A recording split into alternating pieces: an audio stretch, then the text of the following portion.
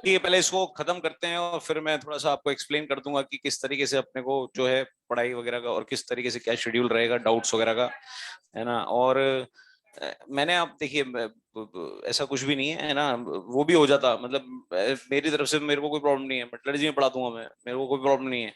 Bio वालों को जगह देनी है, बस इतना सा है। तो मेन स्ट्रीम से हट के साइड स्ट्रीम पे ले लेंगे कभी क्लास, है ना।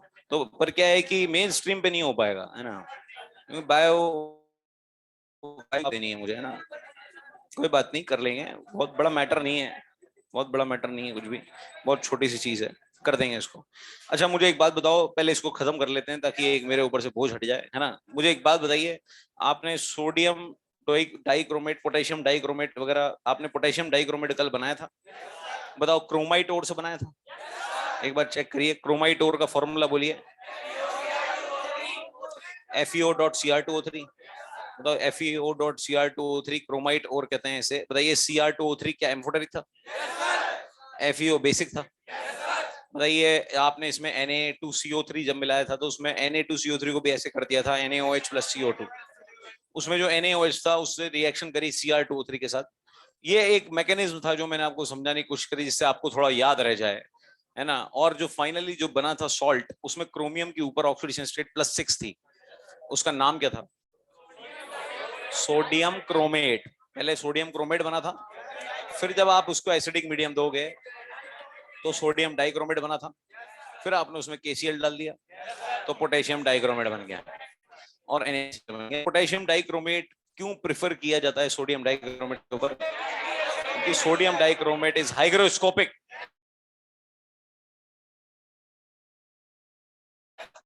जो है वो Na2Cr27 can not be a good laboratory agent.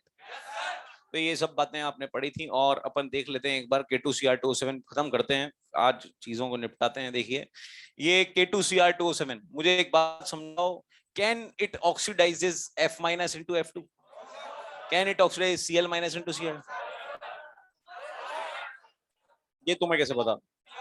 हो गई क्या बात पहले? Good. Can it oxidise Br में? Yes yes. कैन,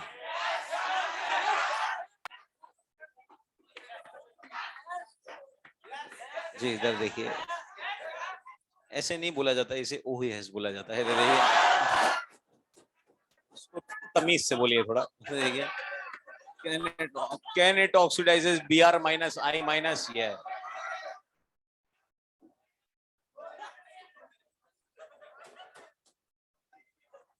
ये दोनों नहीं हो पाएंगे इससे ऑक्सीडाइज, बट वो जो Br माइनस I माइनस है ये ऑक्सीडाइज हो जाएंगे। मुझे एक बात बताओ, क्या KMnO4 better oxidising agent? KMnO4 is powerful oxidising agent. अच्छा K2Cr27 is not powerful, strong. अच्छा concentration 4 is strong, moderate oxidising agent. बताइए KMnO4 Cl माइनस को ऑक्सीडाइज कर चुका है एक बार जब आप क्लोरीन की प्रिपरेशन कर रहे थे। K2Cr27 खुद को रिड्यूस करके बताओ अपनी फेवरेट +3 में जाएगा? और +3 के जो प्रोडक्ट्स होते हैं वो Cr2O3 भी होता है और Cr2SO4 होल थ्राइस भी हो सकता है, ये सल्फेट। इसमें तीनों, ये तीनों क्या मतलब, दोनों ही हैं, क्रोमियम +3 के दो प्रोडक्ट्स हैं, ये ग्रीन है और इनमें से केवल एक ही वो फायरवर्क्स में काम आता है। बताओ जो फायरवर्क्स में काम आता होगा वो सॉलिड, लिक्विड है, गैस? ऑब्वियसली सॉलिड, है ना, सॉलिड ही डालो। अब K2Cr27 खुद रिड्यूस होके तो क्रोमियम +3 में चला गया, पर मनमान लोगों को ऑक्सीडाइज करता होगा भैया। अब वो किन किन को ऑक्सीडाइज कर सकता है वो देखना है अपने को। जैसे कि ये अपन ने लिखा तो ये तो है ही सरी कि भैया F- Cl- जो है वो ऑक्सीडाइज नहीं हो पाएंगे इससे, तो F2Cl2 नहीं बन पाएगा। इधर से फिर Br- और I- जो है वो ऑक्सीडाइज हो जाएंगे Br2 और I2 में। बताओ जरा Sn के ऊपर चार्ज कौन सा स्टेबल होता है?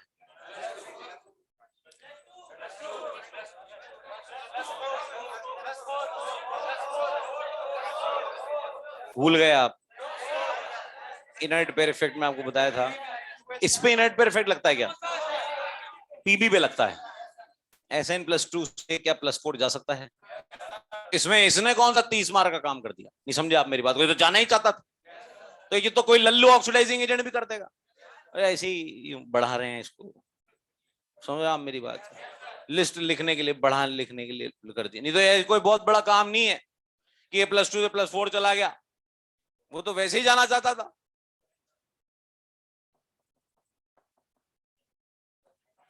बताओ ये क्या कोई बड़ा काम कर दिया क्या? ये बात समझ में आनी चाहिए आपको, ये बड़ा काम नहीं कर दिया। गुड।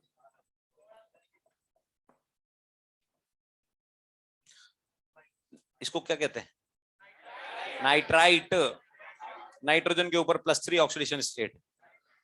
ये तो वैसे ही डिस्प्रोपोर्शनेट होना चाहता था, याद करो आप।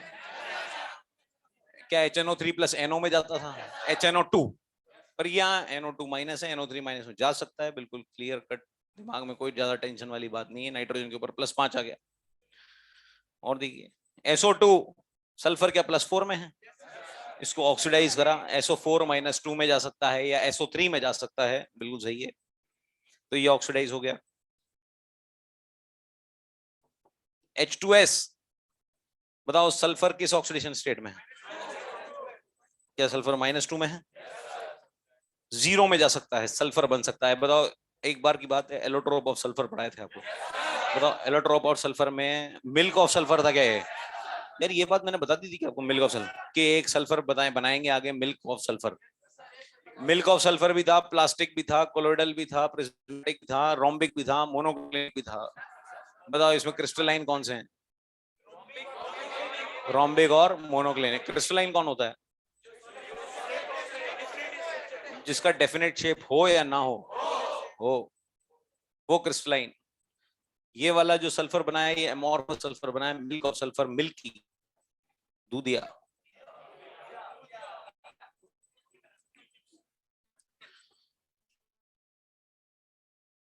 आपको ये पढ़ाया था क्या कल? देखो यार, O4 - 2 से Cr2O7 - 2 बन जाता है। भाई इसको पढ़ाए बगैर आगे कैसे पढ़ते अपन? ये तो नहीं था। अच्छा, यहां से यूं भी कह रहा था। बताओ ये एसिडिक मीडियम, ये बेसिक मीडियम, ये येलो, ये ऑरेंज। जी बताइए, ये डाइक्रोमेट है क्या? डाइक्रोमेट, बताओ डाइक्रोमेट बेसिक मीडियम में क्रोमेट में बदल जाता है क्या? डाइक्रोमेट बेसिक मीडियम में क्रोमेट में बदल जाता है। बताओ डाइक्रोमेट पे ऑक्सीडेशन स्टेट क्रोमियम की, यहाँ +6 है, यहाँ पे सेम है, तो यहां से यहां जाने पर रेडॉक्स हो रहा है क्या? पर यहां से यहां जाने में रेडॉक्स हो रहा है क्या? ये एसिडिक मीडियम में है, ये बेसिक मीडियम में है। मेरी बात को बहुत ध्यान से सुनिएगा, लोग कंफ्यूज होते हैं इस बात पे। K2Cr2 से यानी पोटेशियम डाइक्रोमेट एसिडिक मीडियम में रेडॉक्स चेंज करता है, ये एसिडिफाइड K2Cr2O7 है, एसिडिक मीडियम। बोले बेसिक मीडियम में क्या होता है? ये होता है साहब, रेडॉक्स चेंज होता है कि नहीं होता है? नहीं होता है। और वो KMnO4 एसिडिक मीडियम में भी रेडॉक्स दिखाता है, बेसिक में भी दिखाता है, न्यूट्रल में भी दिखाता है। तो बताओ क्या प्रूफ नहीं होता कि वो बेटर ऑक्सीडाइजिंग एजेंट होता होगा? KMnO4 show its oxidizing behavior in all 3 mediums, but K2Cr2O7 show its oxidizing property only in acidic medium. हाँ ये भी अच्छा ऑक्सीडाइजिंग एजेंट है, KMnO4 से वीक है, कम है। समझ में आ गई बात आपके? अब इन्हें मुझे हटाना पड़ेगा, जब भी आप याद रख पाएंगे, है ना? तो मैं इन्हें हटा देता हूँ पूरे को।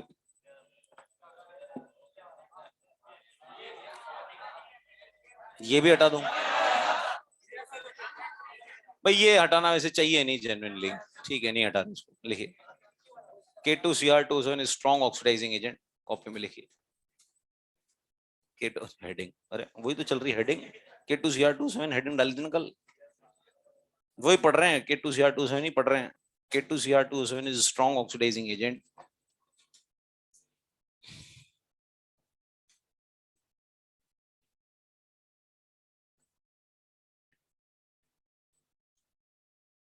K2Cr27 is strong oxidizing agent.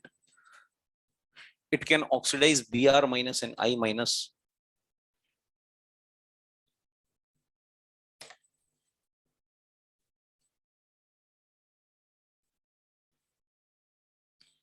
It can oxidize Br minus and I minus, but it cannot oxidize F minus and Cl minus.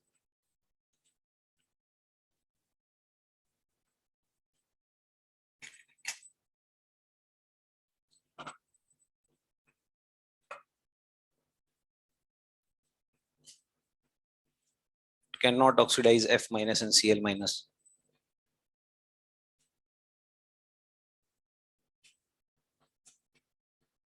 Next line में लिखिए K2Cr2O7 show its oxidizing behavior in acidic medium.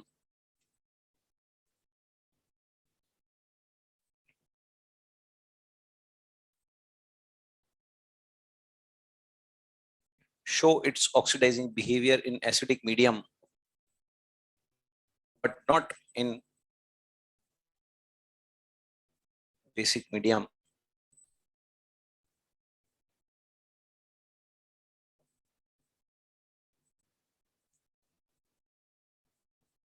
ये लिख दीजिए.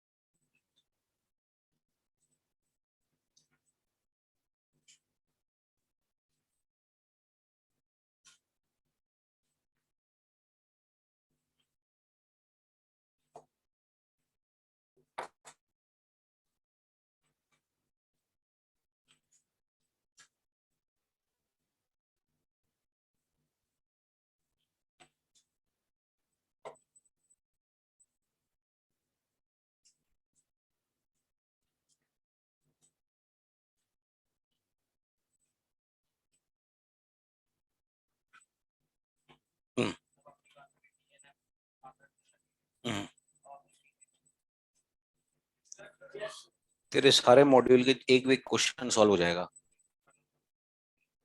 ऐसा कुछ नहीं है. ठीक है, वो हो सकता है मेरे कोऑर्डिनेशन का कुछ पॉइंट हो, जैसे ब्राउन रिंग टेस्ट है, क्रोमाइल क्लोराइड टेस्ट है, अब कई चीजें होती हैं. ठीक है, मतलब ऐसा कुछ नहीं. आपका एक भी क्वेश्चन छूट जाए तो मेरे से कह देना. अरे एक्सरसाइज 1 2 3 विद बिगिनर बॉक्स ये तो कर रहे हैं आपको, और क्या करना है. हाँ, रेस भी हो जाएगी. रेस में D&F मजा आ जाएगा आपको. एक पेज का भी नहीं है.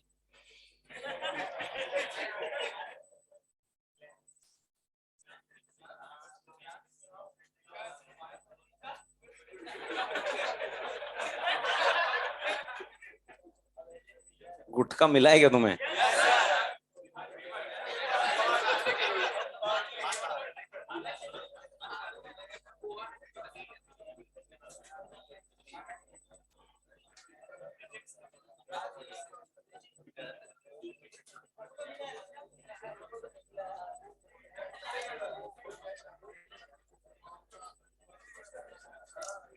ये मैंने लास्ट रिएक्शन एक ऐड कर दी इसमें, देखिए आपने.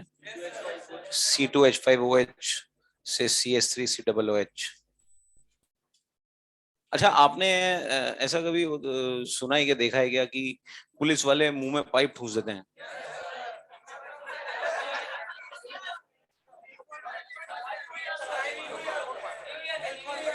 न्यू ईयर पे देखा है. ड्रंकन ड्रिवन टेस्ट सुना है क्या आपने नाम? देखिए क्या होता है कि जैसे मान लीजिए पुलिस वाले जब चालान वालान बना रहे होते हैं तो ये बात भी वो चेक करते हैं कि भाई इस आदमी ने ड्रिंक एंड ड्राइव तो नहीं कर रहा. उस केस में मुझे एक बात बताइए, जिसने ड्रिंक करी हुई है क्या वो उसने अल्कोहल कंजप्शन किया हुआ है? अब अगर उसने अल्कोहल कंज्यूम किया हुआ है तो वो क्या उसने एसिडिक एसिडिक हवाएं छोड़ेगा? यही तो हुआ ना. अब ये देखो, ये अल्कोहल जो है ये ऑक्सीडाइज होकर CH3COOH, यानी कि अभी आप पढ़ेंगे ये ऑर्गेनिक में कि ये अल्कोहल ऑक्सीडाइज होके ये एसिड बन जाएगा. वहां ज्यादा और समझ में आएगा आपको. और क्रोमियम जो है +6 से +3 आ जाएगा, रेडॉक्स हो जाएगी रिएक्शन. क्योंकि C2H5OH जो है ये यहाँ बदल जाएगा. तो जैसे ही उसमें क्या होता है, जैसे ही आप फूंक मारेंगे, मतलब आप नहीं, मतलब कोई और फूंक मारेगा, तो उसमें क्या है कि वो ऑरेंज से ग्रीन कलर में बदल जाएगा. कलर बदल जाएगा उसका. अगर कलर बदल गया तो क्या उसने पी हुई थी? तो ये भी लिख दीजिएगा।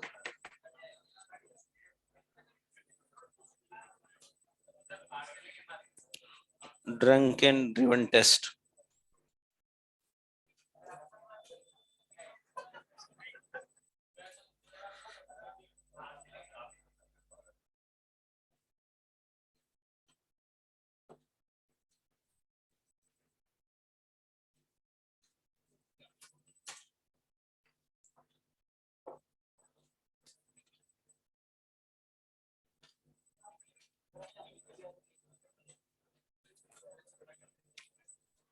मेरे पीछे पीछे एक लाइन दोहराइए। KMnO4 can be prepared by oxidative fusion and electrolytic oxidation. KMnO4 can be prepared by oxidative fusion and electrolytic oxidation. वापस बोलिए। KMnO4 can be prepared by oxidative fusion and electrolytic oxidation. ये क्या चीज है देखिए, ये MnO2 plus KOH plus O2। मुझे बताओ O2 को क्यों ऐड किया गया होगा? बताओ KOH क्या स्ट्रॉन्ग बेस है? तो इसका मतलब इसकी रिएक्शन करवाने वाले हैं किसी से, कोई एसिड बनना चाहता होगा। अच्छा मुझे एक बात बताओ, मैग्नीज MnO2 जो है वो एम्फोटेरिक है, एम्फोटेरिक है। ये मौके पे चीज याद आ जाती है ना, यही है बस, यही जिताएगा आपको। याद आ जाए तुरंत ये एम्फोटेरिक। उससे क्या होगा ना, उससे ये प्रूव होता है कि आप पिछला जोरदार पढ़ रहे हैं। MnO2 एम्फोटेरिक, मैग्नीज के ऊपर ऑक्सीडेशन स्टेट +4 है। अब मैग्नीज के ऊपर अगर +4 ऑक्सीडेशन स्टेट है तो वो एम्फोटेरिक होता ही। ये बात पीरियोडिक टेबल में पढ़ी थी हमने। एक्चुअली वो डी ब्लॉक का ही पार्ट था, मैं उसको यहाँ पे लिखाता हूँ, बट मैंने वहां लिखा दिया। मतलब कहीं भी लिखा सकते हैं उसको।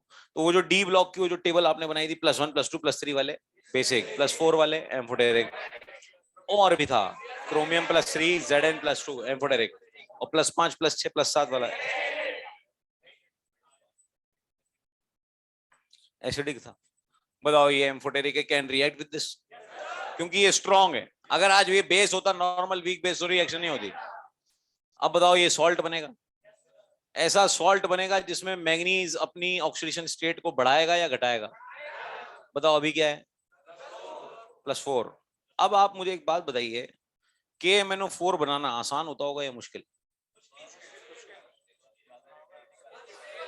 मुश्किल। क्यों?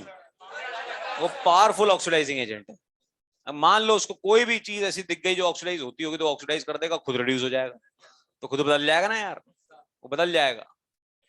तो अब KMnO4 जो है वो बनाने के लिए इतनी आसानी से तो बनेगा नहीं कि बोले पहले ही रिएक्शन बन जाए। तो अगर कोई मुश्किल चीजें हैं तो उसमें करंट मार दो, तो जो यहां बनेगा ना उसमें करंट मार देना। आपने जो लाइन रटी थी उसमें क्या बोला था अभी आपने? Oxidative fusion. ये फ्यूजन हो रहा ऑक्सीजन की प्रेजेंस में, oxidative fusion and electrolytic oxidation. बताओ यहाँ KMnO4 बना देना, यहाँ K2MnO4 बना देना। ये कलर होता है इसका green, dark green, dark green. इसका नाम पोटेशियम मैग्नेट, इसका नाम पायरोल्यूसाइट ओर, ये ओर है पायरोल्यूसाइट।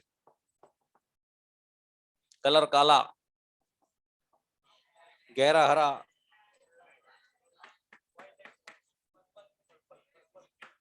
पिंक ऑब्लिक पर्पल, गहरा पिंक, इंटेंस पिंक या पर्पल।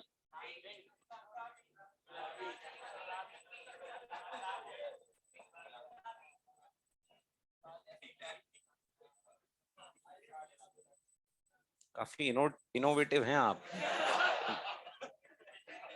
गुलाबी, इतना दिमाग यहाँ पे भी लगा लिया करो। इतना दिमाग लगाते ही याद ही हो जाएगा सब। वैसे आपको इनऑर्गेनिक काफी कुछ याद है, मैंने नोटिस नोटिस किया है मैंने ये बात। होम सिग्नल बताओ, होम सिग्नल क्या होता है?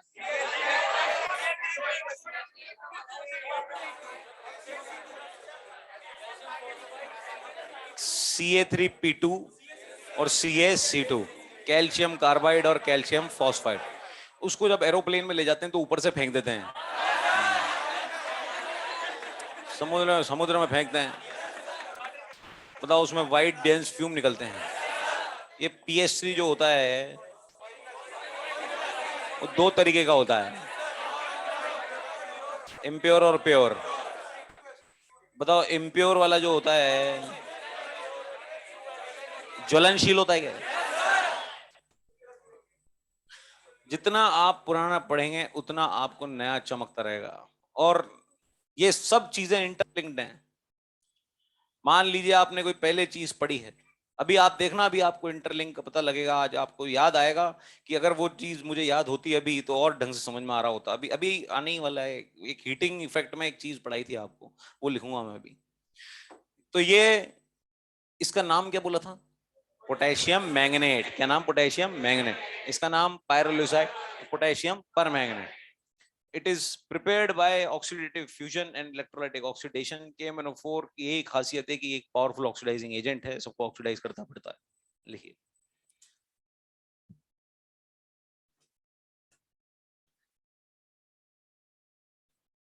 Potassium permanganate.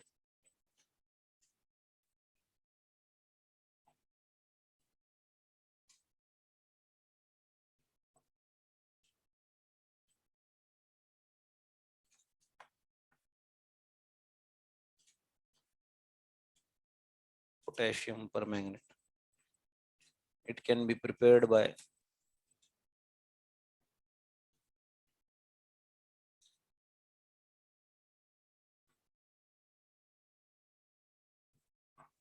it can be prepared by oxidative fusion and electrolytic oxidation.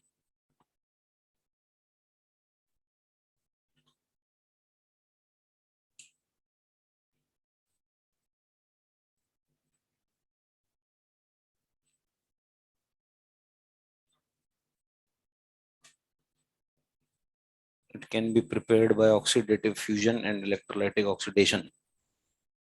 Dative.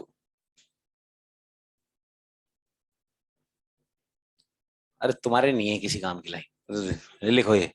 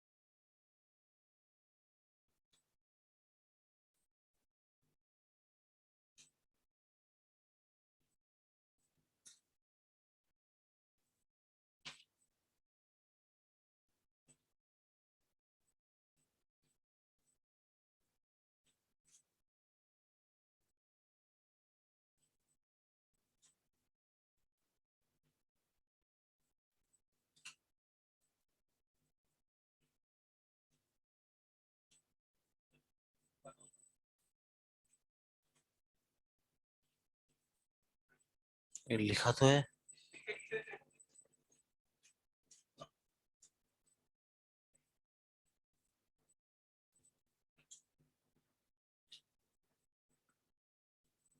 K2MnO4 का कलर क्या था? Dark green. नाम क्या है इसका? Potassium manganate. मैंगनेट लिखिए, फिर उस पर नीचे लिखिए। अब यहां तक लिखने के बाद KMnO4 is powerful oxidizing agent.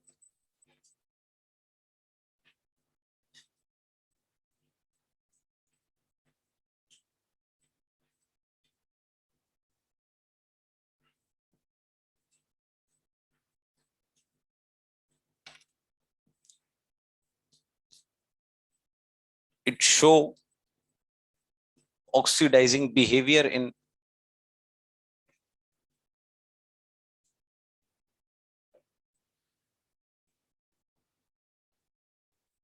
it show oxidizing behavior in acidic, neutral and strong basic medium.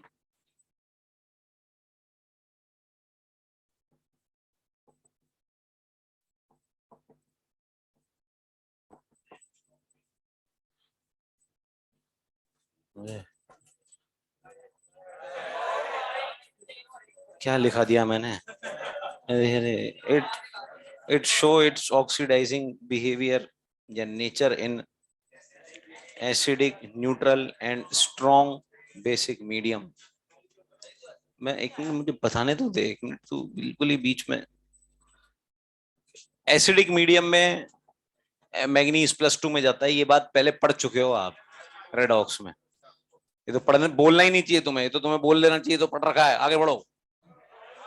पर तुम ऐसा बोलते ही नहीं हो। क्यों बोले हैं, पढ़ा दे ये भी। मैग्नीज +2, एसिडिक मीडियम में मैग्नीज +2, न्यूट्रल ऑब्लिक एल्कलाइन या बेसिक। वीक कोई नहीं बोलेगा आपसे, वीक ऑटोमेटिक अंडरस्टूड है अभी, क्योंकि यहाँ स्ट्रॉन्ग लगाना इंपॉर्टेंट है, वहां वीक लगाना इतना इंपॉर्टेंट नहीं है जितना यहाँ स्ट्रॉन्ग एल्कलाइन लिखना इंपॉर्टेंट है। और ये रिएक्शंस देखिए, इसकी रिएक्शंस आपसे कोई नहीं पूछेगा। ये दो मेन इंपॉर्टेंट है यहाँ पे, मैग्नीज +2, मैग्नीज +4, यहां से सवाल आ सकता है रिएक्शंस पे से, ये नहीं पूछेगा। स्ट्रॉन्ग एल्कलाइन लिखना जरूरी है, एल्कलाइन के पहले ये स्ट्रॉन्ग इंपॉर्टेंट है, लगाना जरूरी है। स्ट्रॉन्ग लगेगा तभी मैग्नीज +6 में जाएगा, वीक लगे ना लगे उससे कोई मतलब नहीं है, वो न्यूट्रल पे ही आपको फोकस करना पड़ेगा, इसमें मैग्नीज +4 में जाना पड़ेगा। देखिए एसिडिक मीडियम में कैसे रिएक्शन जाएंगी, ये KMnO4 लिख देते हैं, इसमें से कुछ रिएक्शन जैसे हटेंगे, जैसे ये है, इसकी जगह C2O4-2 लिख देते हैं, ये भी हटा सकते हैं।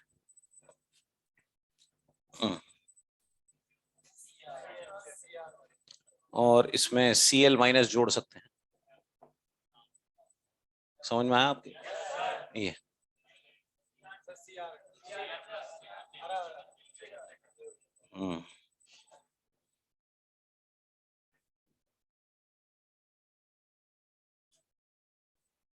चलिए ये तो बताइए, F2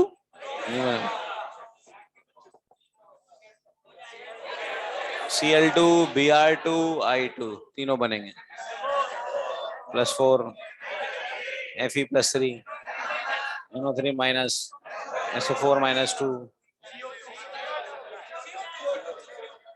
CO2, ऑक्सिलेटिक है, लिगैंड है, लिगैंड की तरह वर्क कर सकता है, मतलब बाइड एंडेड है, सेम डोनर है।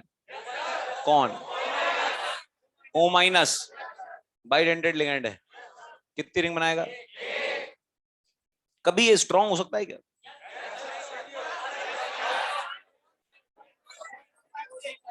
कोबाल्ट +3 के साथ और 4D-5D के साथ सभी स्ट्रॉन्ग है, 4D-5D के साथ। C2O4-2 पे कार्बन पे ऑक्सीडेशन स्टेट लिखो तो +3, यहाँ पे क्या आएगा? +4। और देखिए S2O3-2, नाम बोलिए।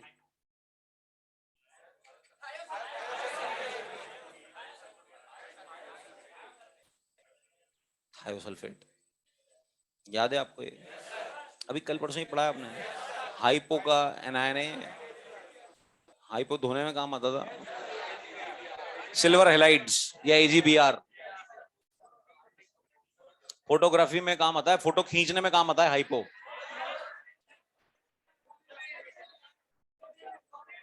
बात का प्रोसेस,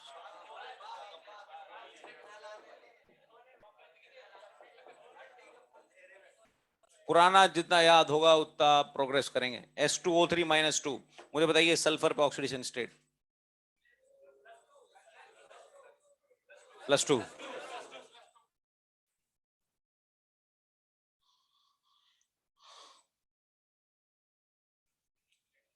KMnO4 के लिए एक बात सुनिए अब आप,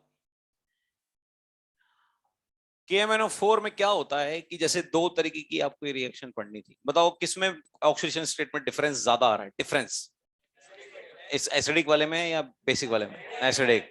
तो खुद में जहां डिफरेंस ज्यादा आता है तो सामने वाले की ऑक्सीडेशन स्टेट में डिफरेंस कम लाता है, और खुद में अगर डिफरेंस कम आएगा तो सामने वाले की ऑक्सीडेशन स्टेट में ज्यादा डिफरेंस लाएगा। यानी KMnO4 जब एल्कलाइन मीडियम में जाएगा तो खुद में डिफरेंस कम ला रहा है, तो सामने वाले को जबरदस्त उचकाएगा।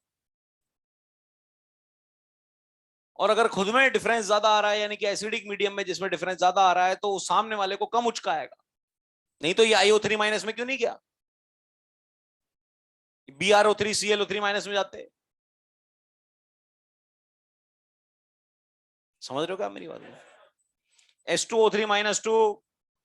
अब आप बताओ सल्फेट बनाऊं या S4O6 -2 बनाऊं? सल्फेट में बताओ सल्फर ऑक्सीडेशन स्टेट +6, और यहां आप देखोगे तो अजीब सी आएगी, निकालना ऑक्सीडेशन स्टेट बताना। बताओ S4O6 -2 में ऑक्सीडेशन स्टेट बताओ, क्या फ्रैक्शन में आ रही है? क्यों आ रही है?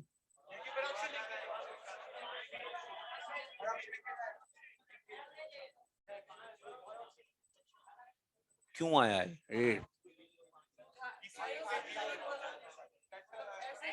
गुड, SS वाला लिंकेज है इनमें। 4 सल्फर लिंकेज थे इनमें। निकालो ऑक्सी एसिड का पन्ना, खोलो ऑक्सी एसिड, ऑक्सी एसिड और सल्फर पे आओ। कहाँ आओगे पहले तो ये बताओ, कहाँ पढ़ा था आपने? P ब्लॉक में ऑक्सी एसिड में पढ़ा था आपने।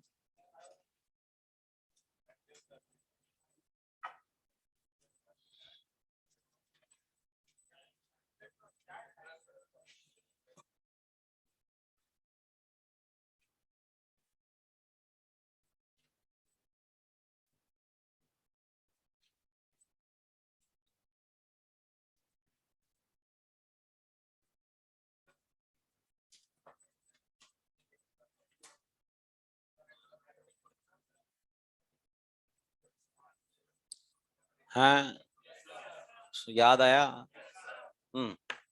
बोलो इसका नाम, टेट्राथायोनेट। टेट्राथायोनेट। और अगर H2 लगा दूं तो टेट्राथायोनिक एसिड। दिखा आपको इसका स्ट्रक्चर? तो ये बनेगा इसमें, और इसको याद करने का तरीका डबल हो गया, डबल। S2O3 से S4O6 बन गया, डबल हो गया। -2 एज इट इज रहेगा जैसा था।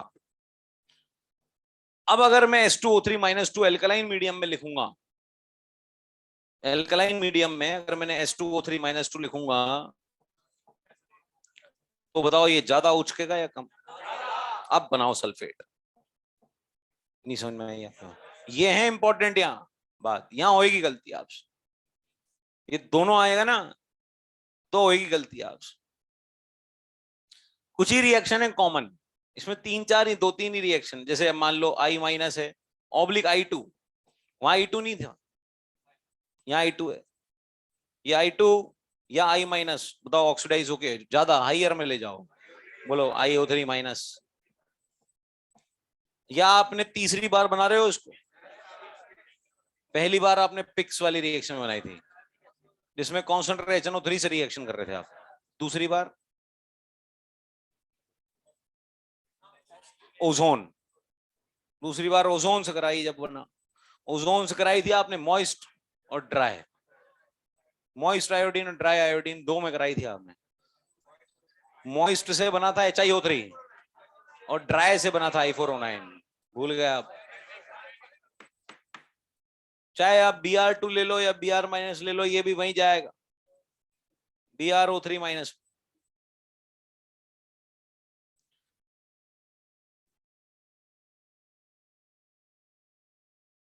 बताओ ये कहां जाएगा?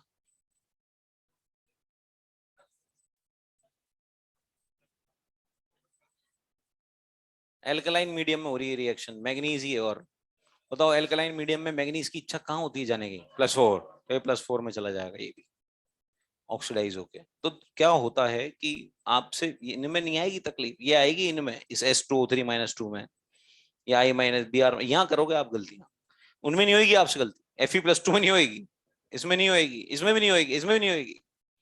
गलती होगी दो सेम टाइप का चल रहा है पर प्रोडक्ट अलग बन रहे हैं, मीडियम की अलग होने की वजह से।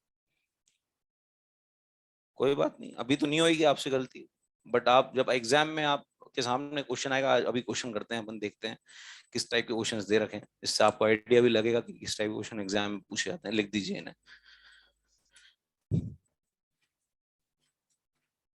इन एसिडिक मीडियम और इन एल्कलाइन मीडियम,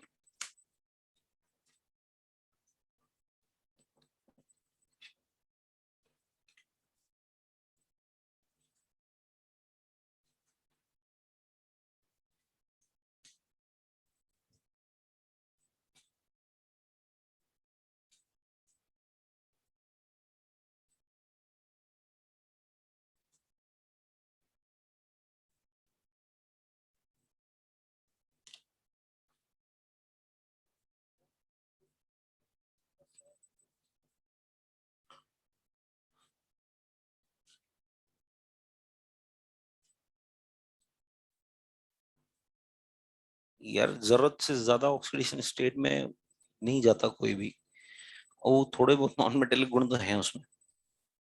मतलब आयोडीन है तो नॉन मेटेलिक, उसको इतना प्लस में ले जाओगे तो थोड़ा सा तो डाइजेस्ट नहीं हो रहा। और अभी तक तो सामने आई नहीं कोई रिएक्शन जिसमें उचका हो। हाँ, वो आयोडीन के लिमिटेड ऑक्साइड्स हैं, पर है ज्यादा। ऐसा नहीं है कि तीन चार हैं।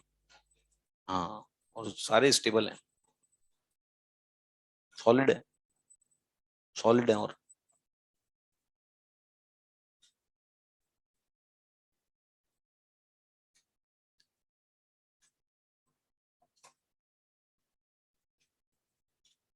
जी जी,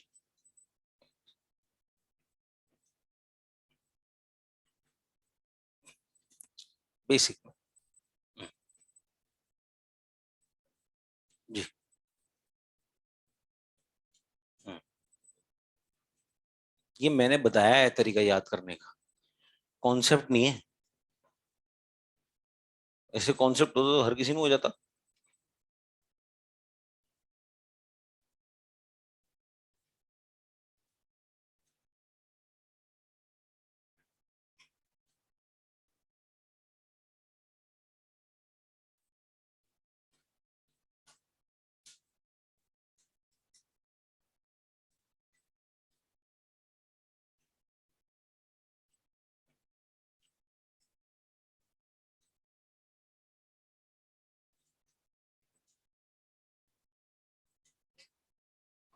हाँ, न्यूट्रल कह लो या एल्कलाइन कह लो, दोनों एक ही बात है।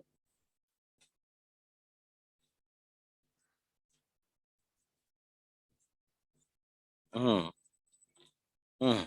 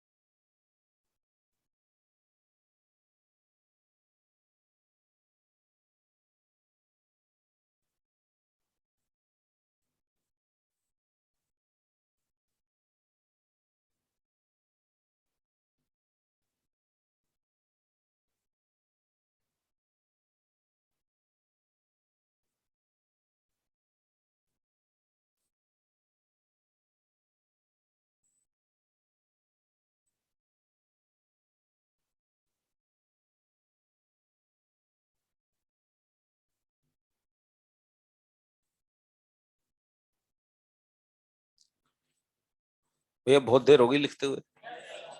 हैं, ये लिख लिया क्या आपने? ये +2 +4 +6 में चले गए।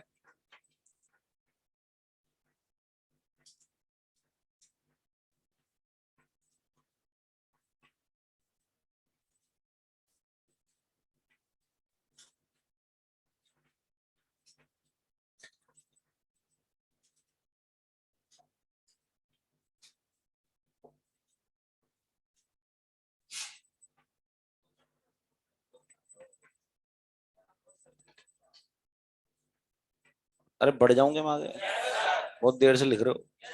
हाँ, K2Cr27 KMnO4, उसको गर्म किया था आपने पहले हीटिंग इफेक्ट में। बताओ क्या O2 गैस निकल गई थी? याद करो, वो टाइम आपको बताया गया था कि जिसमें ज्यादा एटम होता था उसमें वही गैस निकल जाती थी। बताओ, बेरियम अजाइड में से भी निकली थी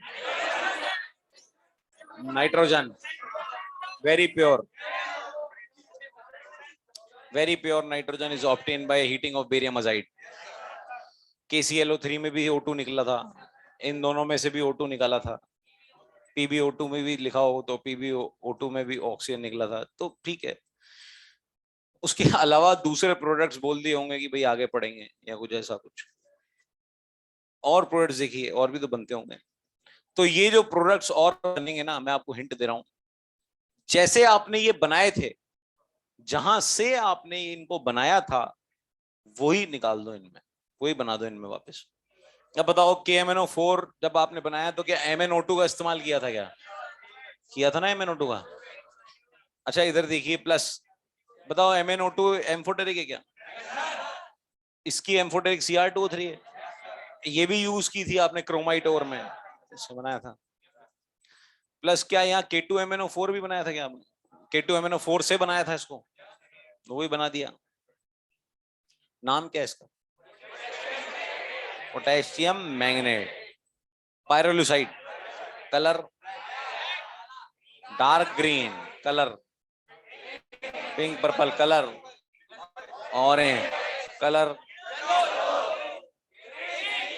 ओ पागलों, येलो है क्या कलर? इसे ही भूल गए, कलर ग्रीन है ना।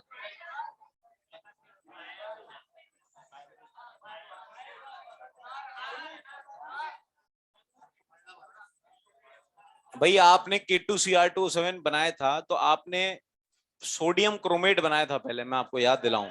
फिर सोडियम क्रोमेट से सोडियम डाइक्रोमेट से पोटेशियम डाइक्रोमेट।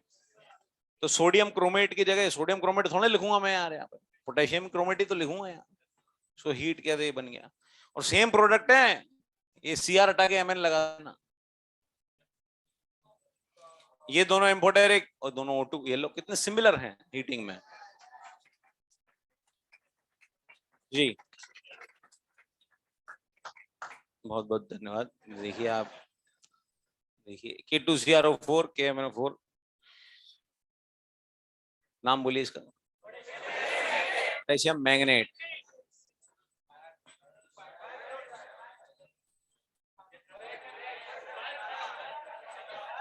पता नहीं क्या जो पूछ रहा हूँ जवाब देने का दे रहे हो।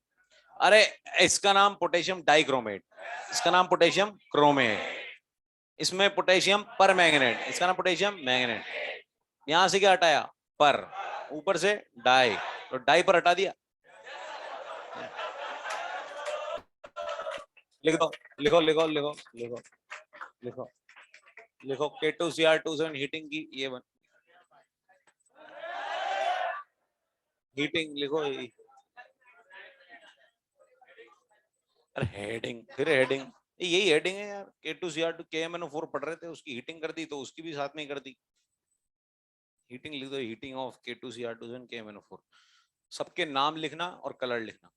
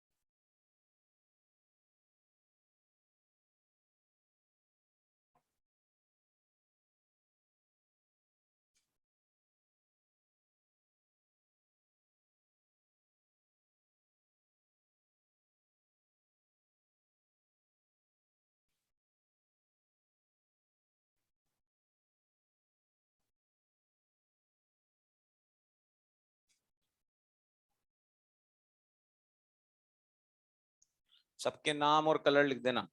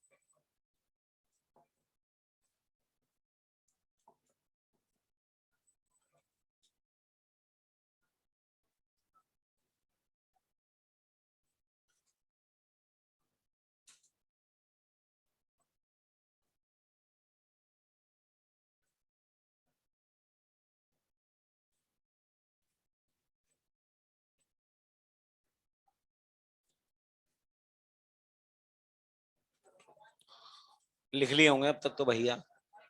K2MnO4 का कलर और नाम बता दो बस। डार्क ग्रीन और पोटेशियम मैग्नेट। अभी अपन इसको ढंग से एक बार निपटा के फिर क्वेश्चंस पे फोकस होएंगे एक साथ, ठीक है ना? या फिर आप बोले तो इसको बाद में करके क्वेश्चन पहले कर लें। क्वेश्चन पहले कर लें, कुछ भी कर सकते हैं, ठीक है ना? छोटा सा है, बहुत जरा सा है, तो देख लेंगे। ये एलन मतलब क्या होता है ये?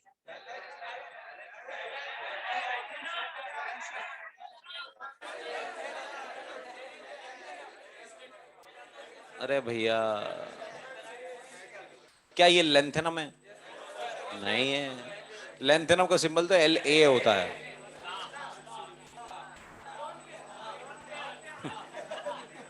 ये लेंथेनॉइड से रिप्रेजेंट करते हैं इसे। Ln मतलब लेंथेनॉइड्स कितने होते हैं?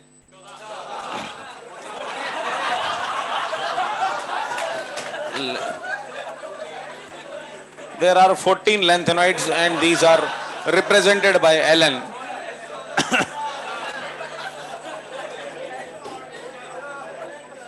मुझे बताइए, ये जो Ln से जिसको अपन रिप्रेजेंट कर रहे हैं, क्या ये EU भी हो सकता है? ये यूरेनियम भी हो सकता है? क्या ये सीरियम हो सकता है? अब आप मुझे एक बात बताइए, क्या जितने भी लैंथेनाइड्स होते हैं वो क्या सब +3 ऑक्सीडेशन स्टेट में होते हैं? क्या वो उनकी +3 स्टेबल होती है? चाहे उनकी इलेक्ट्रॉनिक कॉन्फ़िगरेशन स्टेबल हो या ना हो, उससे कोई लेना देना नहीं है, पर +3 में वो जाएंगे। बताओ, EU+2 can act as oxidising agent, reducing agent. क्या सीरियम+4 जो है वो एक रिड्यूसिंग एजेंट की तरह है? ऑक्सीडाइजिंग, क्योंकि खुद का क्या करेगा, रिडक्शन। तो आप सब ये मान के आंसर बता दो इसके कि इनके ऊपर +3 आएगी, और +3 वाला एल्यूमिनियम फेवर में। आप फेमिलियर हो एल्यूमिनियम से? मान लो ये एल्यूमिनियम है, और जो प्रोडक्ट बनते हैं बना दो, लो बनाओ।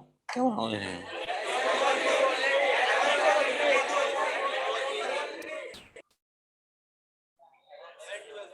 और क्या बना? सही है ना, +3 फेवरेट में चला गया। नहीं समझे? कुछ भी नहीं है इसमें। बोलो, जैसे ऑक्सीजन में सल्फर, Ln2S3।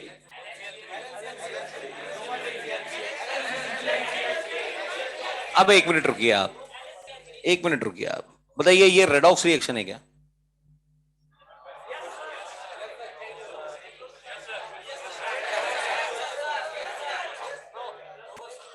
है। अरे यार, गजब कर रहे हो। लेंथेनॉइड पे 0 ऑक्सीडेशन स्टेट है ना, तो यहाँ क्या है, +3। इसने इलेक्ट्रॉन छोड़े और इसने खाए। ये रेडॉक्स है क्या? हाँ। अरे कंपाउंड बन गया ना यार, +3 में भेजोगे ना हर जगह, तो हर जगह रेडॉक्स आएगी। जब सबको 0 में, 0 से प्रोडक्ट बनेगा कोई? ये 0 में है, 0 से कौन सा प्रोडक्ट बनता है? कोई सभी नहीं बनता, उसको प्लस में जाना पड़ेगा, और प्लस में गया तो रेडॉक्स। ऑक्सीडेशन स्टेट बदल गई तो रेडॉक्स, ये भी अगली भी रेडॉक्स, और सारी रेडॉक्स, क्योंकि अभी 0 में पड़ा हुआ है। +3 में तो भेजना ही है ना, तो बस हो गई रेडॉक्स, खुद को ऑक्सीडेशन हो जाएगा, सामने वाले का रिडक्शन करेगा। अब ये देखना है कि रिडक्शन किसका होगा। ऑक्सीडेशन तो इसका होगा कंफर्म, ये लेंथेनॉइड, ये +3 में चला गया। बताओ, इस हाइड्रोजन पे ऑक्सीडेशन स्टेट +1, क्लोरीन पे -1। बोलो, इसके इलेक्ट्रॉन छोड़े हुए कौन खाएगा?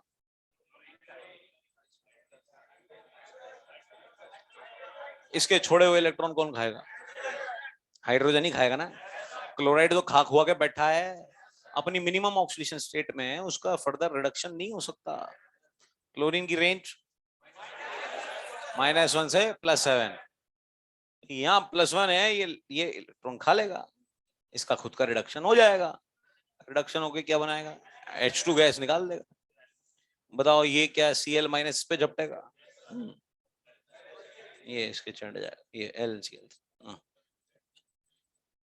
ये बताओ, LNN, ये बना दूं क्या?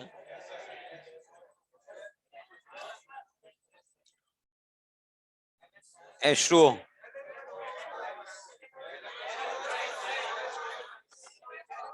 क्या LNOH होल थ्राइस प्लस समझ नहीं आया?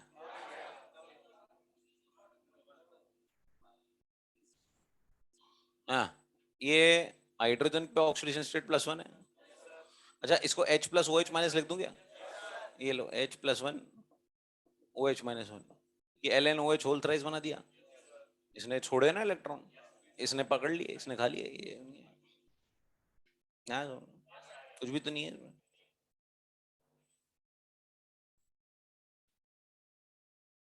अरे इसके छोड़े हुए इलेक्ट्रॉन इसने खा लिए, और क्या है? और कौन खाता?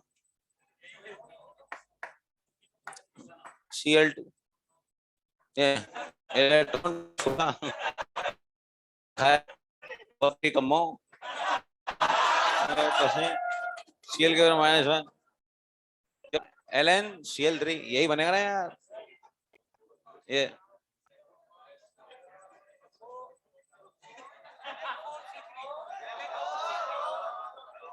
Ln4C3। अब आप एक बात ध्यान करिए, कार्बाइड्स आपको पढ़ाए थे, 3 तरीके के थे, आयनिक, कोवेलेंट, इंटरस्टिशियल। क्या डी एंड एफ ब्लॉक के इंटरस्टिशियल बना था?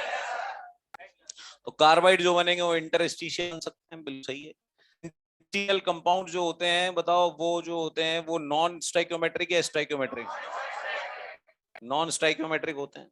हार्ड या सॉफ्ट? अभी कई तरीके का बन सकता है, LnC2, Ln2C3, Ln4C3, कई तरीके का बन सकता है कार्बाइड, फिक्स नहीं है फॉर्मूला। कई तरीके के कार्बाइड्स बनेंगे, ठीक है, बन जाएंगे। ओके, बस लिख दो, लिखो इसको। Reaction of lanthanoids.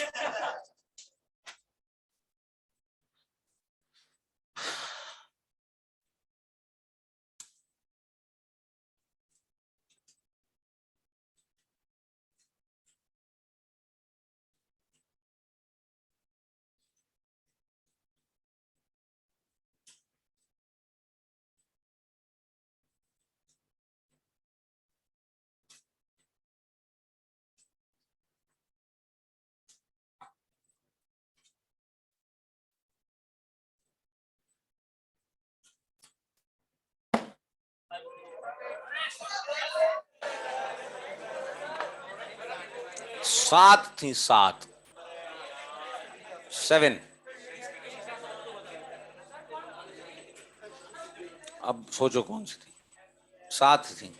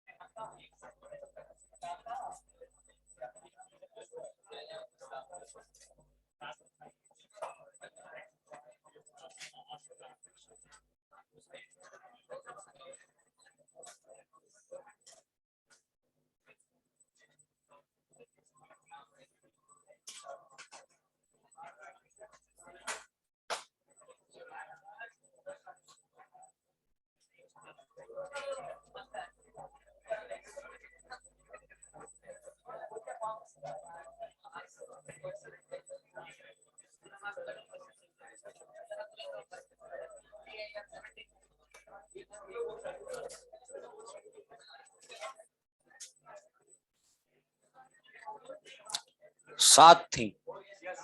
H2O के साथ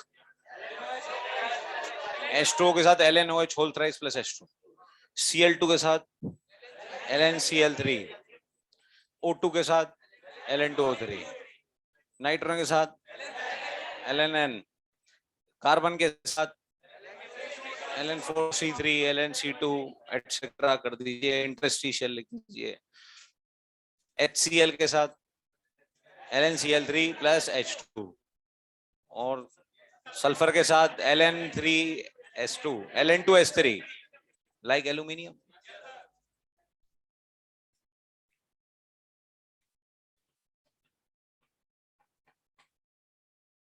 देखिए ये F ब्लॉक का है। अच्छा एक बात बताओ, एलॉय क्या होता है?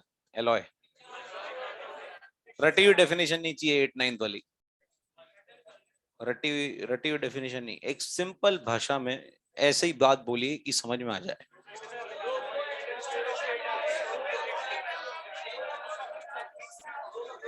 पांच तरीके के मेटल्स रखे हुए हैं, 1 2 3 4 5, और सबकी खूबियों को मिला के एक नई चीज बनानी है जिससे कि उसमें सबकी खूबियां आ जाएं और वो काम की चीज, वो जोरदार चीज बन जाए।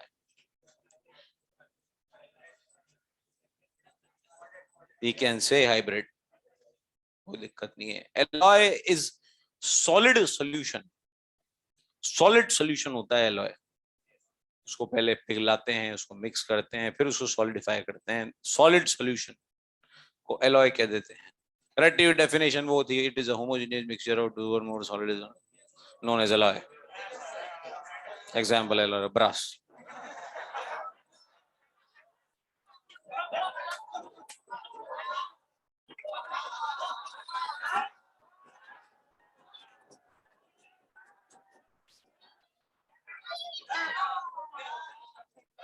ये मान लीजिए एक मेटल, देखिए मान लीजिए एक मेटल है, देखिए ये एक मेटल है, इस मेटल में एटम्स अरेंज्ड हैं, बिल्कुल सॉलिड हैं क्योंकि दो अरेंज्ड हैं, बिल्कुल टाइटली पैक्ड हैं, पास पास हैं बिल्कुल, ये जो आप पढ़ते हैं शुरू से वो यही चीज है। अब मान लीजिए इसमें कोई मेटल आपको मिलाना है, तो इस एटम को हटा के उसका एटम जब घुसेगा तब जाके तो क्रिस्टल पैकिंग बनेगी बढ़िया। तो यहाँ वाले मान लो ये एटम है, ये हटा के दूसरा आ गया, ये मान लो ये हट के दूसरा आ गया, अब पता नहीं अपने कौन सा हटा कौन सा आया। ऐसे ही जनरल बता रहा हूं मैं कि ये कोई दूसरे मेटल का आइटम आ गया, ये कोई दूसरे मेटल का आइटम आ गया, तो ऐसे करके दोनों के गुण आ जाएंगे, उसमें मिक्सचर हो गया। अच्छा मुझे एक बात बताओ, ये एलॉय जो बनाते होंगे इसमें जैसे मान लीजिए एक हटाया एक लगाया, तो इसमें एटम की जो शेप, जो एटम की जो साइज है, वो बहुत ज्यादा डिफरेंस होना चाहिए इसमें या कम डिफरेंस होना चाहिए? इसलिए लगभग सिमिलर साइज वाले ही एलॉयज बना पाते होंगे, लगभग, मतलब बहुत ज्यादा डिफरेंस ना हो, तो लगभग 5 से 10% के आसपास डिफरेंस चलता है, इससे ज्यादा डिफरेंस नहीं चलता, तो कोई बात नहीं। और डी एंड एफ ब्लॉक के मेटल्स ही एलॉय ज्यादा बनाते हैं, और सबसे इंपॉर्टेंट एलॉय है मिश मेटल, और कोई एलॉय इतना बड़ा, इतना ज्यादा इंपॉर्टेंट नहीं है जितना ये इंपॉर्टेंट है, मिश मेटल एलॉयज। मैं आपको एक बार और समझा देता हूं, आप लोग तो सब समझते ही हैं, बाइक्स वगैरह में एलॉय व्हील्स आते हैं, कार में एलॉय व्हील्स आते हैं, आजकल तो साइकिल में भी एलॉय व्हील आ गए। साइकिल ओपन चलाते हैं, सबने साइकिल चलाई है, तो उसमें स्पोक्स होते हैं, वो स्पोक्स साइकिल चलाई भी और बढ़ाई भी है, तो वो जब आगे का टायर जनरली घुस जाता था, आगे का टायर साइड में कुछ यूं करते तो स्पोक यूं यूं एंड बंड स्पोक टूट जाते थे, अब नहीं टूटते वो। अब क्या है, एलॉयज आने लग गए, उसमें रिम टाइप आती है एलॉय की, तो उसमें क्या है बहुत ज्यादा जो है वो हार्ड होता है। अच्छा मुझे एक बात बताओ, मैंने बोला एल्यूमिनियम से, बोले तू 70% आ जा, आयरन तू 10% आ जा, और तुम मैग्नीशियम मैग्नीशियम 5-5% सब आ जाओ, तो मुझे बताओ कैसा एलॉय बनाना था, हल्का है या भारी? तो सबकी खूबियां मिला मिलू के जो चीज बन जाती है उसके एलॉय, और उसके हिसाब से उन्होंने नाम दे रखे हैं। अब आखिर नाम कब तक रटोगे, कितने नाम रटोगे, नहीं रट सकते आप नाम, बहुत सारे एलॉयज हैं। तो ये सबसे ज्यादा इंपॉर्टेंट ये, इसका तो ये रटने के लिए मैं बोल ही रहा हूँ आपसे, मिश मेटल ये इंपॉर्टेंट है, और इसके चांसेस भी आने के यार। इसमें 95% लेंथेनॉइड और 5% आयरन, ये इसको हार्ड बनाता होगा आयरन। लेंथेनॉइड 55% सीरियम, कई किताबें तो इसको ऐसा लिख देती हैं सीरियम मिश मेटल एलॉय, मतलब सीरियम का प्रभाव ज्यादा है इस पे, लगभग 55% सीरियम, लगभग 25% लेंथेनम और लगभग 15% के आसपास नियोडियम। ये एनडी याद है आपको? ये कहाँ था ये? एटॉमिक नंबर बताओ।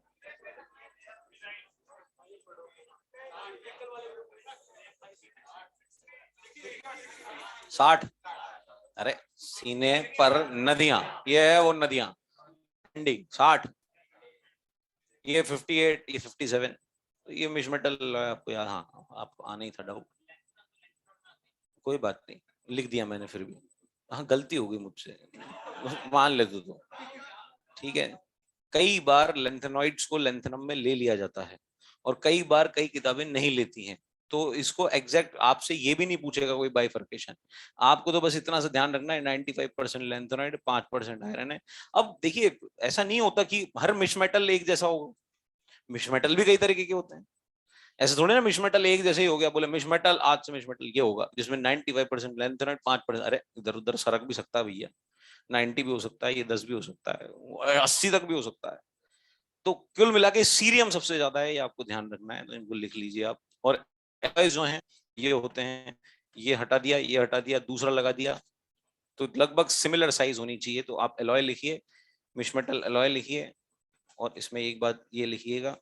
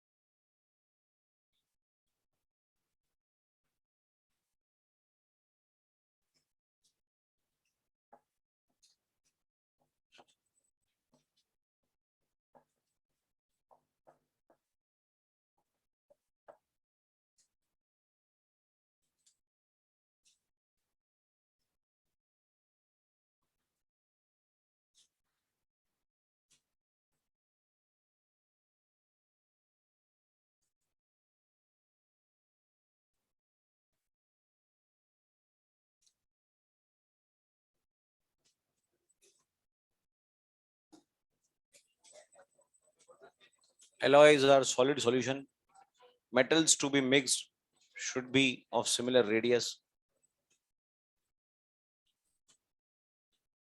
ये जरूर बनाइएगा, इससे आइडिया लगेगा।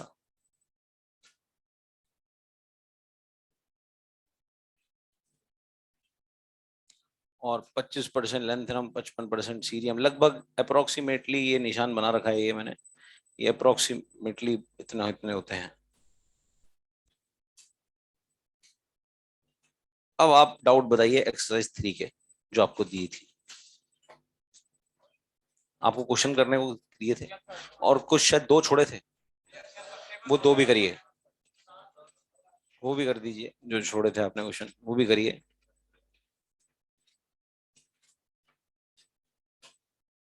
जो क्वेश्चंस आपने छोड़े थे वो भी सॉल्व करिए एक्सरसाइज 3।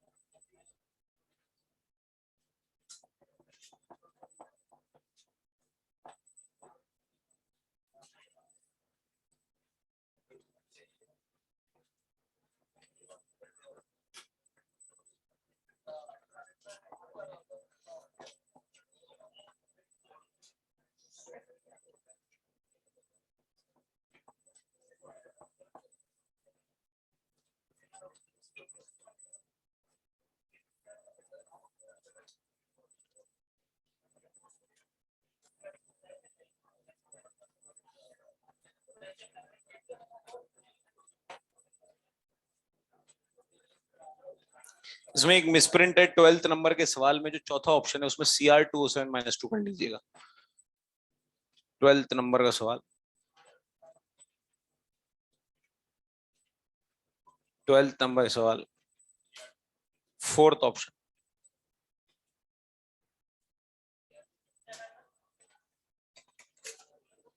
Cr2O7 - 2 कर दीजिए। उसमें आपको भी समझ में आ ही रहा होगा कि मिसप्रिंट हो रहा है वो।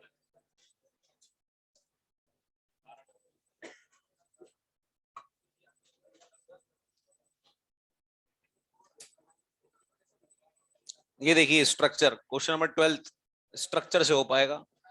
MnO4 माइनस का स्ट्रक्चर, MnO4 - 2 का स्ट्रक्चर, Cr2O7 - 2 का स्ट्रक्चर,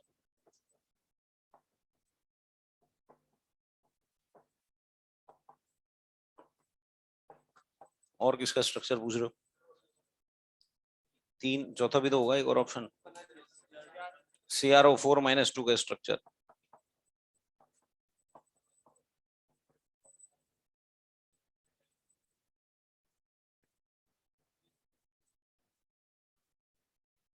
बिल्कुल सही है, सही कह रहे हो बिल्कुल। हाँ साइडों में।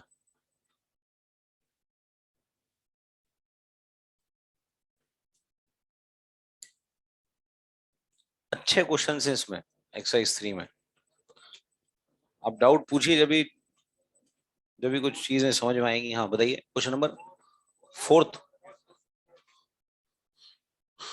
Which of the following metal nitrate, अरे यार कौन समझाएगा इसको? 4th बता सकता है कोई?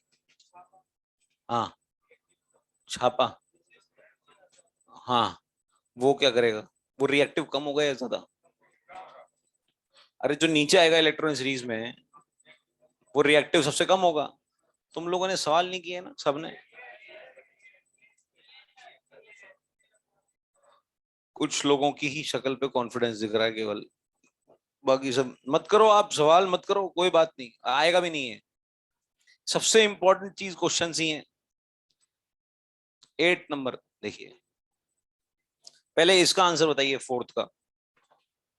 जो सबसे कम रिएक्टिव मेटल होगा वो क्यों रिएक्शन करना चाहेगा? वो गर्म करते ही छोड़ देगा सब, नेटिव स्टेट में आ जाएगा अपनी। वो कौन है? सिल्वर। क्वेश्चन नंबर 8 तो देखिए, which of the following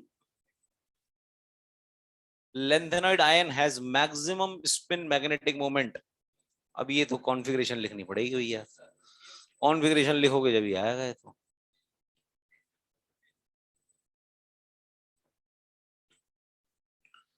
question number कौन सा?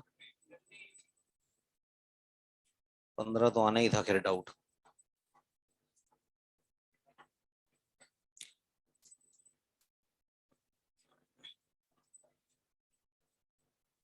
क्वेश्चन नंबर 15 बहुत जोरदार, बढ़िया सवाल एकदम।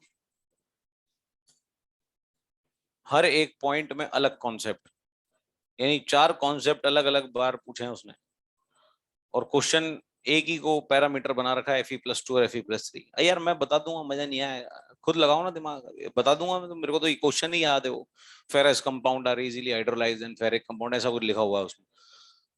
हो जाएगा वो तो अभी तुरंत, पर आप खुद कोशिश करेंगे तो आपको अच्छा लगेगा। क्वेश्चन नंबर 19 था, क्या गया तुम्हें? 1 मिनट रुक जाओ, 15 तो बाद में करना। 19 था, क्या गया है? अच्छा मुझे समझा दो 19 कैसे किया आपने।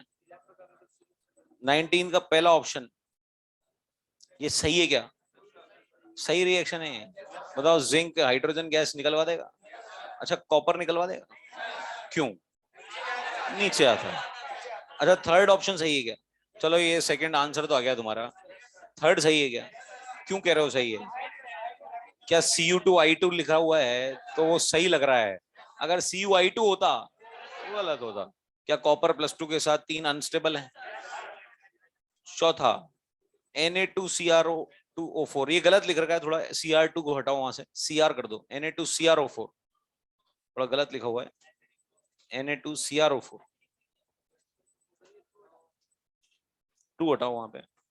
अब बताओ Na2CrO4 को आपने कौन सा मीडियम दिखा रखा है? एसिडिक। तो क्या Na2Cr2 में बदल सकता है? ये रेडॉक्स है क्या? ये रेडॉक्स नहीं है।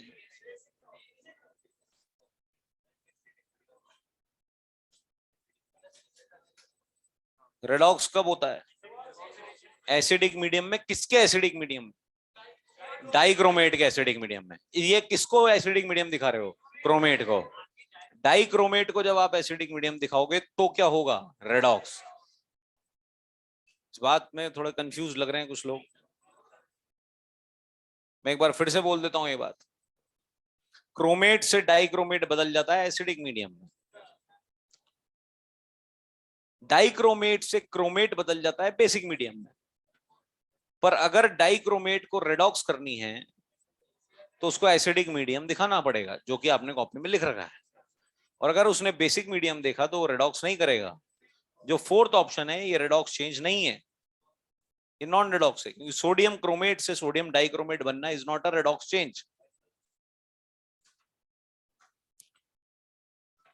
और क्वेश्चन नंबर 15 लगाओ दिमाग कैसे होएगा। उससे पहले मैं एक टॉपिक ये और बता दूं क्या? Brown ring, last topic, brown ring test. ये छूटा हुआ था यार, ये पी ब्लॉक में पढ़ना था, पर पी ब्लॉक खुद बहुत टफ है। उस टाइम पे पढ़ाना मेरे को सही नहीं लगा, वैसे ही बहुत मुश्किलें आती हैं। अब आप झेलने लायक स्थिति में हैं इसको, इसलिए आप इसको पढ़ भी सकते हैं और समझ में भी आ जाएगा आपके। बताओ 3 neutral oxides. CO, NO, N2O।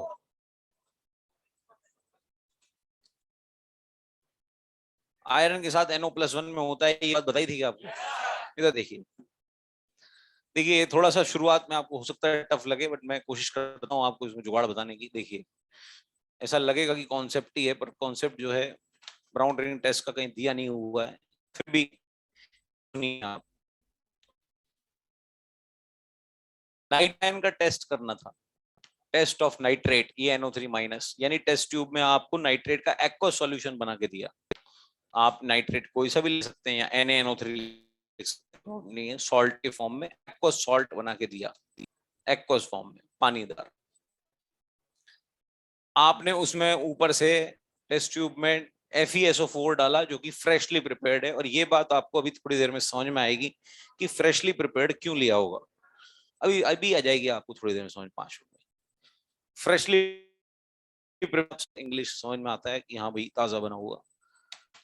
और कॉन्सेंट्रेटेड H2SO4 थोड़ा थोड़ा साइड बाय साइड बॉल से डाला। मुझे बताओ कॉन्सेंट्रेटेड H2SO4 का नेचर याद है क्या आपको? क्या? Strong moderate oxidising agent. और और और भी तो हैं, डिहाइड्रेटेड एजेंट, डिहाइड्रेटेड और भी होते हैं। 4 याद में होते तो और भी होंगे। क्या ये एक डिहाइड्रेटिंग एजेंट है? डिहाइड्रेट करेगा। जैसे ही आपने इसमें FeSO, और ये भी डाइल्यूट फॉर्म में ही होता है। डाइल्यूट FeSO4 जब आपने डाला, इसमें एक्वस मीडियम भी है, पानी की कमी नहीं है इसमें, यानी पानी के मॉलिक्यूल्स हैं पर्याप्त। तो ये जो Iron+2 है ये एक्वस फॉर्म में हो जाएगा, मतलब Iron+2 को पानी घेर लेगा, मतलब ये हाइड्रेटेड हो जाएगा। ऐसे बोलो, इसमें कोई दिक्कत? अब जैसे ही कंसंट्रेटेड H2SO4 डालोगे आप, थोड़ा थोड़ा, बिल्कुल थोड़ा थोड़ा, तो बताओ क्या ये पानी को निकालने लगेगा? तो इसमें क्या होगा, 2 तरीके का Fe+2 डेवलप हो जाएगा। Fe+2 और एक Fe+2 निर्जलीय, मतलब Fe+2 बिना पानी का, यानी एनाइड्रस।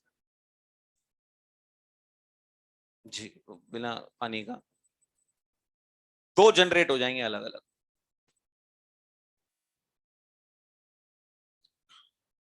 मुझे बताओ, ये पानी ने घेरा हुआ है इसको, इसको पानी नहीं घेरा हुआ। इसको सुखाया किसने? कॉन्सेंट्रेटेड SO4 ने सुखाया होगा भैया। ये पानी वाला, पानी घेर के बैठा है इसको, इसको घेर के बैठा। बताओ कौन पहले रिएक्शन करेगा, पानी घेरा हुआ या बिना घेरा हुआ? बिना घेरा हुआ, ऑब्वियसली बिना घेरा हुआ। तो बिना घेरे ने पानी रिएक्शन करी, आयरन ने रिएक्शन करी, Iron+2 प्लस नाइट्रेट के साथ। भाई आपने FeSO4 डाला, नाइट्रेट में तो डाला, उसकी रिएक्शन करेगा ना। अच्छा सल्फेट भी है क्या इसमें? हाँ है, ठीक है। बताओ Iron+2 Iron+3 में जा सकता है क्या? ये बात आपको अच्छे से पता है कि +3 में जा सकता है। बताओ क्या थोड़ा बहुत स्टेबल ज्यादा होता है या बहुत ज्यादा? ठीक है, तो ये रिड्यूस हो गया, तो बताओ ये ऑक्सीडाइज हो जाएगा? बोलो, कुछ गलती कर दी? गलती बोलो, क्या ये ऑक्सीडाइज हुआ है? तो कौन, ये रिड्यूस हो जाएगा? अब ये रिड्यूस हो जाएगा। नाइट्रोजन +5 से, तुम्हें नहीं पता, नहीं पता तुम्हें, क्यों तुक्के मार रहे हो?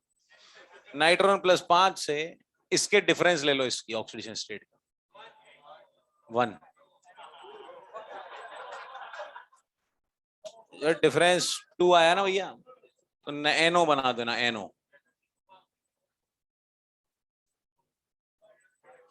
एक बार की बात है, नोचू पड़ा था कॉपर के साथ, डाइल्यूट या कंसंट्रेट? HNO3, ए बना। और ये जो NO गैस, देखना आप ध्यान से, ये NO उससे रिएक्शन करेगा, इससे, एक्वस वाले से, यानी Fe+2 aqueous plus NO gives, पानी है इसमें, आयरन +2 है, NO है, मिलके एक कॉम्प्लेक्स बनेगा जो कि बहुत ही अनस्टेबल होता है, FeH2O5NO। इसके ऊपर +2 चार्ज लगा लो, या फिर इसको हटा लो और यहां सल्फेट लिख दो। इसको बोलते हैं ब्राउन रिंग कॉम्प्लेक्स। क्या? Brown ring complex. जरा सी रिंग्स बनती है नीचे थोड़ी सी, हल्की सी भी टेस्ट ट्यूब हिल गई नहीं हूं तो खत्म खेल। इतना ज्यादा अनस्टेबल कॉम्प्लेक्स है। अब ये अनस्टेबल कॉम्प्लेक्स भी क्यों होता होगा? आयरन पे अजीब सी ऑक्सीडेशन स्टेट है, इस पे +1 ऑक्सीडेशन स्टेट है, इस पे देख लो आप, मैंने आपको बता रखा है NO पे +1 लेना है। जब आप लोगे तो इस पे +1 ऑक्सीडेशन स्टेट आएगी, बहुत अनस्टेबल कॉम्प्लेक्स है।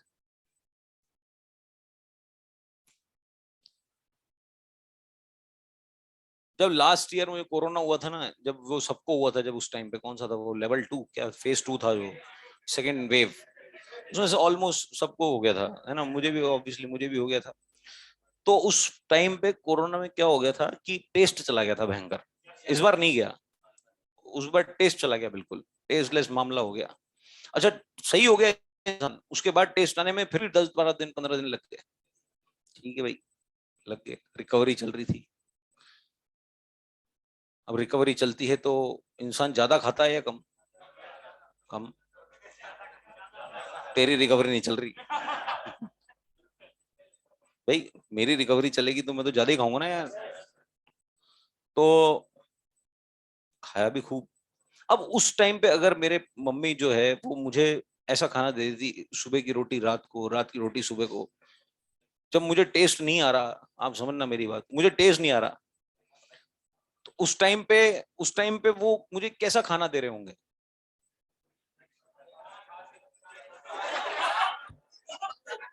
उस टाइम पे वो मुझे, और इस बात को सोचते हुए, क्योंकि यार वो तो मदर है, उस टाइम पे वो और सोचते हुए इस बात को कि यार इसका टेस्ट नहीं आ रहा, इसके 4-5 चम्मच घी लगाओ, गरम खिलाओ इसको, खाना भी बिल्कुल फ्रेश बनाओ, आलू की सब्जी खानी है बिल्कुल फ्रेश बनी हुई, एकदम मसालेदार, बढ़िया, एकदम खुशबू आती हुई, वो खिलाओ इसको, जब जाके इसके अंदर जागेगा माहौल। नहीं समझे आप मेरी बात को? तो समझ में आ गया कि फ्रेशली प्रिपेयर्ड क्यों डाला है, क्यों डाला होगा फ्रेशली प्रिपेयर्ड? ये भाई साहब वैसे ही लल्लू पल्लू हो रखे हैं, मुझे समझ में आओ आप, ये वैसे ही निपटा निपटाया कॉम्प्लेक्स, और मान लो इसको और बासी दे दिया तो ये बनेगा ही नहीं। नहीं समझे आप मेरी बात? अनस्टेबल हो रखा मामला। फ्रेशली प्रिपेयर्ड जो है वो उसको एनहांस करेगा उस चीज को। इतना गौर से देख रहे हैं आप?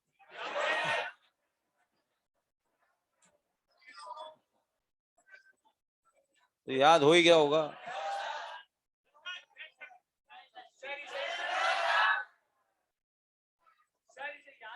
अरे, गुड क्वेश्चन लिखें, ब्राउन रिंग टेस्ट लिखो, brown ring test.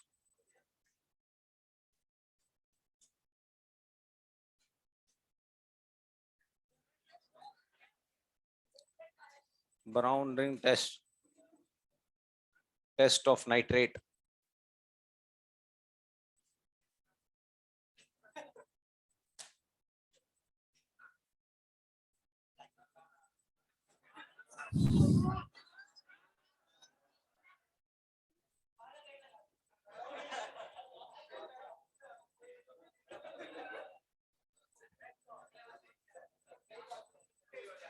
Test of nitrate, इसमें ये जरूर सेटअप ये वाला बनाइएगा।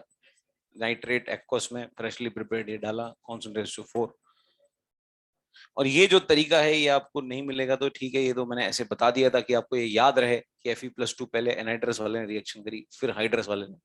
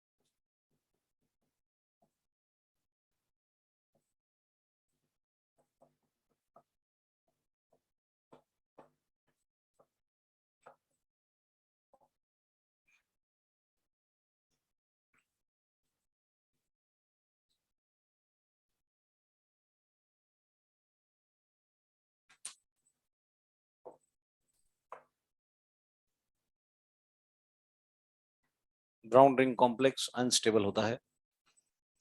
आयरन के साथ NO पर +1 ऑक्सीडेशन स्टेट मानना होता है, और उसकी ऑक्सीडेशन स्टेट निकाल दी मैंने, X के ऊपर +1 आ रहा है आयरन पे, जब NO पे +1 माना आपने, और बनाते हैं। कोऑर्डिनेशन नंबर जो है वो 6 है।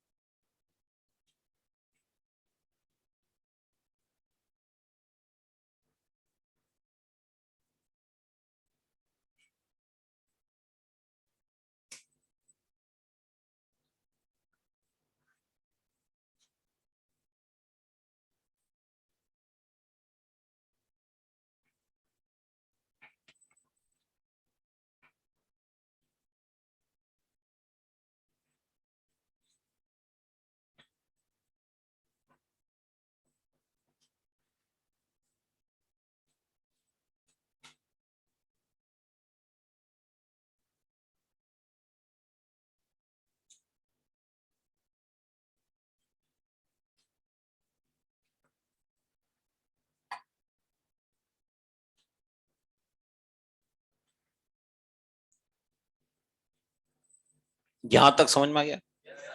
ये समझ में आ गया यहाँ तक? अब क्या करूं बताओ? कोऑर्डिनेशन नंबर 6 है भैया, तो दो बातें होंगी, या तो sp3d2 बनेगा या d2sp3 बनेगा भैया। अब मुझे एक बात बताओ, 5 लिगेंड कौन से हैं, वीक या स्ट्रॉन्ग? वीक है, तो बताओ इनका साया ही पड़ेगा उस पर। नहीं समझा आप मेरी बात को? तो बताओ वीक ही है लिगैंड तो। अब पेयरिंग तो कर नहीं सकते। अब बताओ हाइब्रिडाइजेशन क्या बनाऊं? आपको ये एस तो खाली चाहिए ही चाहिए। इस एस के खाली के बगैर हाइब्रिडाइजेशन ही नहीं बन सकती। अब इस एस को कंडीशन केस वन इधर फेंकूं, या इस एस को इधर फेंकूं, इधर फेंकूं, इधर फेंकूं, इधर फेंकूं, इधर फेंकूं, इधर फेंकूं, कहां फेंकूं? आपको sp3d2 बनानी है अगर, तो इस इलेक्ट्रॉन को यहां फेंकना पड़ेगा या फिर यहां फेंकना पड़ेगा। बताओ इधर से इधर डिफरेंस कम है, इधर से इधर डिफरेंस ज्यादा है, तो यहां ज्यादा मेहनत लगेगी, तो इधर फेंका।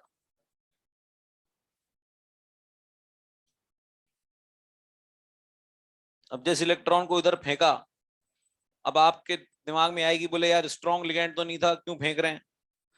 तो फिर क्या बनाए? Hybridisation.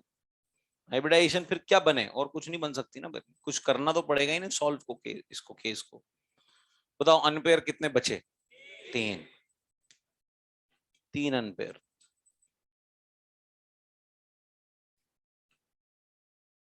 Hybridisation sp3d2 unstable complex FeH2 whole 5 NO।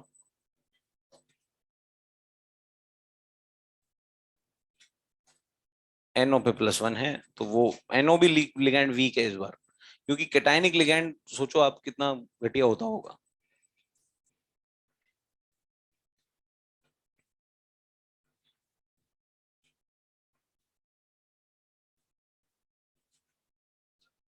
जी। आ, जी, ये Fe+2 एनहाइड्रस वाला है। ये मतलब अपने समझने के लिए है ना, मतलब ये कहीं किताब किताब में ऐसे लिखा नहीं हुआ कि भाई वो एनहाइड्रस टू हाइड्रस। ये मतलब एक मेरा कॉन्सेप्ट है कि मेरे हिसाब से ब्राउन रिंग कॉम्प्लेक्स ऐसे ही चलना चाहिए। जब भी आप यहाँ हाइड्रस लिख पाएंगे या एनहाइड्रस, और कॉन्सेंट्रेट SO4 का रोल भी इसमें समझ में आ रहा है कि थोड़ा थोड़ा डाला तो हो सकता है ऐसा हुआ हो। आपका काम, आप पूरा D&F तो सॉल्व करना ही है, ऑब्वियस ही बात है, ये तो बिगनर बॉक्स वगैरह सबके साथ। और मेरे हिसाब से ना देखो, भटको मत। कुछ लोग भटकते रहते हैं, मैं बताऊं आपको, एक तो इस मॉड्यूल पे मार्किंग मत करना कभी भी आंसर क्वेश्चन की। नहीं करते ना आप, मतलब ऐसे ऐसे तो लगा देना इसका आंसर ये, क्योंकि अपन ने बहुत पहले से एक बार डिसाइड कर रखी है कि आपको जो क्वेश्चन दिए जाते हैं उस क्वेश्चन को लिख के और उस कॉपी में आप ऑप्शन लगाइए और एक साथ आंसर की चेक करिए। इससे आपको बहुत फायदा होगा, और शायद हो भी रहा होगा क्योंकि आप काफी टाइम से कर रहे हैं। आपको समझ में आ रहा होगा कि नेगेटिव मार्किंग या नेगेटिव हमारे इतने हो जाते हैं। और दूसरी बात, मॉड्यूल के अलावा कुछ सॉल्व मत करो भाई, बहुत है मॉड्यूल। अगर 2 और 5 ये जो भी आपकी केमिस्ट्री के 1 से लेकर 6 तक के मॉड्यूल्स है ना, इनको विद बिगनर बॉक्स कंप्लीट कर लो आप। These are more than enough for your syllabus. Syllabus तो ऐसे तो एंडलेस है। आप एनसीईआरटी पढ़ लो पी ब्लॉक की, आपको मजा आ जाएगा, आप कहोगे एंडलेस है इनऑर्गेनिक। मेटलर्जी की पढ़ लो आप एनसीईआरटी, D&F की पढ़ लो एनसीईआरटी, आपको मजा आ जाएगा। आप कहोगे यार जब वाह, कुछ भी लिख रहा है, कुछ भी बोल रहा है। हाँ, हमें एनसीईआरटी पढ़नी है थोड़ा थोड़ा करके, जैसे यूजेस वगैरह का बोले थे आपसे पी ब्लॉक। तो कुछ कुछ बातें हैं जो आपको कर लेनी है, और मेरे हिसाब से ना केवल ये मॉड्यूल सॉल्व कर लो यार, कुछ मत करो। जो जिसको टू द पॉइंट पढ़ाई करनी है ना, क्योंकि आपके पास वैसे भी टाइम नहीं है, फिजिक्स भी है, बायो भी रहती है, और टेंशन भी रहती है साथ में, इन सबको काम को खत्म करने की, उस चक्कर में भी आप काफी टाइम बिगाड़ते हैं। सोचने लग जाओगे, सोचने लग जाओगे, आधे घंटा बिगड़ जाता है। टेबल पे बैठे बैठे मैं भी जब स्टूडेंट था सोचने लग जाता था, आधे घंटे बिगड़ गए। ऐसा हुआ, होता है, सबके साथ होता है, इट हैपेंस। कई बार ऐसा काम यहाँ क्लास में भी हो जाता है, आधा घंटे लेक्चर ही उड़ गया। तो वो इट हैपेंस विद एवरीबॉडी। तो एक्चुअली क्या है कि आप लोग केवल फोकस हो जाइए, और मेरी तरफ से आपको केवल यही एक एक सजेशन है कि आप इस मॉड्यूल को ढंग से समझ के सारे questions with beginner box exercise 1 2 3, ये 4 चीजें यानी बिगनर बॉक्स एक्सरसाइज 1 2 3, आप इसको प्रॉपरली सॉल्व कर लीजिए। आपका क्वेश्चन इससे बाहर नहीं बैठ सकता नीट में, नहीं।